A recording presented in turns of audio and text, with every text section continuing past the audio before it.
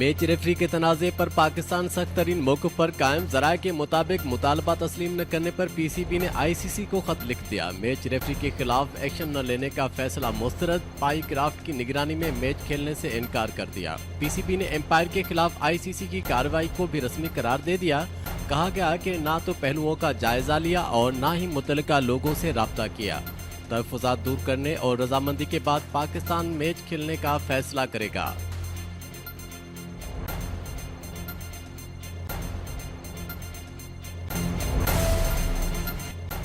وزیر اعظم شہباز شریف سعودی عرب، امریکہ، برطانیہ دورے پر روانہ۔ ترجمان دفتر خارجہ کے مطابق سعودی عرب کی دعوت سعودی ولی عہد محمد بن سلمان نے دی۔ وزیر اعظم کے دورے کے دوران کابینہ کے اراکین بھی شامل ہیں۔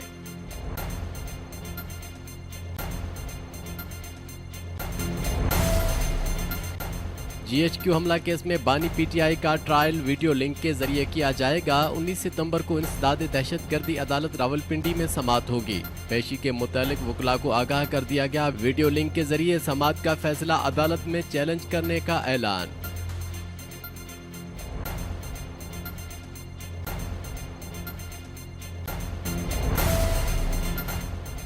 منچن آباد، ملتان و دیگر پنجاب کے علاقوں سے سیلابی پانی کم ہونے لگا، تاہم سیلاب متاثرین کی واپسی کا عمل شروع نہیں ہو سکا۔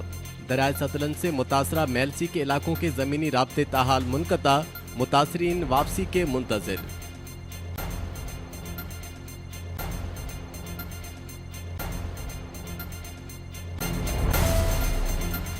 دانش گرلز اسکول ٹبہ سلطانپور میں 5ویں یوم تاسیس کی تقریب کا انعقاد کیا گیا۔ تقریب کی مہمان خصوصی ڈپٹی کمشنر وہاڑی عمرانہ توقیر تھیں۔ طالبات نے ملی نغمے، تقاریر اور ٹیبلوز پیش کیے۔ ڈپٹی کمشنر نے طالبات کو تعلیم اور کھیلوں میں کامیابیوں کا جائزہ لیا اور بہترین کارکردگی پر طالبات کو خراج تحسین پیش کیا۔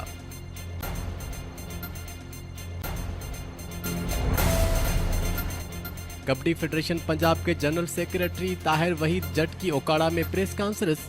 اس موقع پر انہوں نے کہا کہ 25 ستمبر کو جناح اسٹیڈیم میں کبڈی میچ ہوں گے۔ ضلعی ہیڈ کوارٹر میں کبڈی گراؤنڈ کا قیام جلد عمل میں آئے گا۔ کبڈی کے فروغ کے حوالے سے جدوجہد جاری رہے گی۔ اسکول، کالجز، یونیورسٹیز میں کبڈی کھیل کے فروغ کے لیے کام کر رہے ہیں۔ نوجوان نسل کو کبڈی جیسے کھیل کی جانب راغب کرنا اولین ترجیح ہے۔ کبڈی کے فروغ کے لیے ہماری سروسز ہمہ وقت دستیاب ہے۔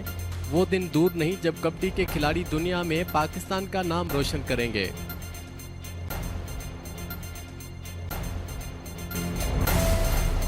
ایم پی اے میاں فدا حسین کالو کا وٹو، ڈپٹی کمشنر بہاول نگر نے منچن آباد میں میکلوڈ گنج فلڈ ریلیف کیمپ کا دورہ کیا۔ اس موقع پر متاثرین میں راشن تقسیم کرنے سمیت ان کے مسائل بھی سنے اور اس موقع پر انتظامیہ کو ہدایات جاری کی کہ سیلاب متاثرین کو تمام تر سہولیات فراہم کی جائیں۔